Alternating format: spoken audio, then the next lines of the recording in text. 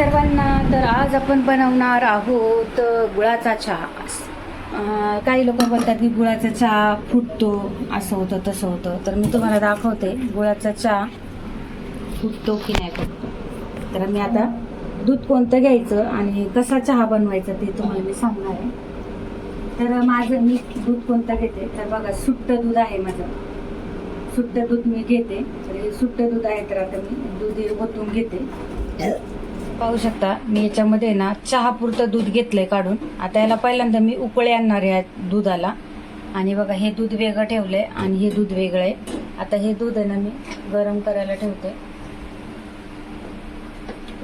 याला पहिल्यांदा ना थोडीशी गरम उकळी आली ना, मग आपल्याला याच्यात गुळ आणि चाय पावडर टाकायचे. काही काही लोक कच्च्या दुधामध्येच लगेच टाकतात, म्हणून चहा फुटला जातो.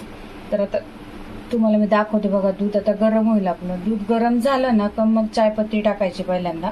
तर आता इथं पाहू शकता आपल्या दुधाला उकळी आली. आता आपल्याला याच्यात चायपत्ती टाकायची.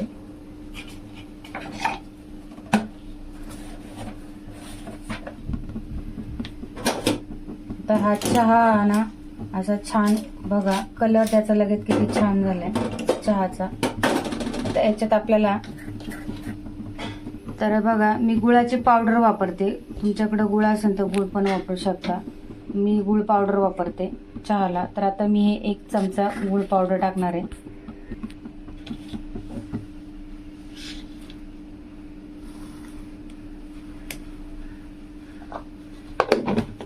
आता आपण बघा गुळ टाकलाय. आता तुम्हाला मी दाखवते चहा फुटतो की नाही फुटतो. तुम्ही सगळे बोलता की चहा म्हणजे गुळाचा चहा आमचा फुटतो बोलतात. आता बघा मी चहा बनवलाय. आता बघा चहा कुठं फुटलाय का मला फक्त सांगा. बघा कुठं फुटलाय का चहा.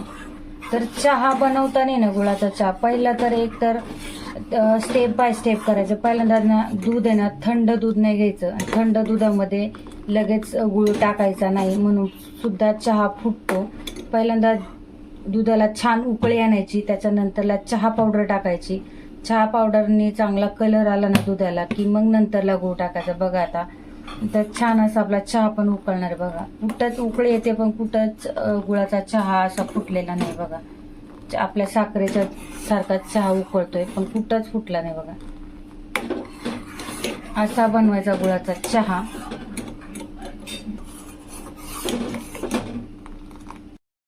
तर आता इथे पाहू शकता गुळाचा चहा माझा तयार झालेला आहे. आता मी तर गाळून घेते आणि तुम्हाला दाखवते की गुळाचा चहा, तुम्ही तर पाहिलाच असेल गुळाचा चहा फुटतो का तरी. तर चहा बनवताना ना काळजीपूर्वक बनवायचं, कारण का गुळाचा चहा कधी फुटतो सुद्धा. पण ते सुद्धा तुम्हाला सांगितलं स्टेप बाय स्टेप, तसं केलं ना कधीच फुटणार नाही. तर या संध्याकाळचा, आता संध्याकाळ वाजलेले आहे 7. तर इथं पाहू शकता गुळाचा चहा. आणि आम्ही रोज गुळाचा चहा पितो, कारण का गुळाचा चहा खूप हेल्दी आणि त्याच्यात कॅलरीज कमी असतात. इथं बिस्किट आणि गुळाचा चहा पाहू शकता. तर या सर्वांनी नाश्ता करायला.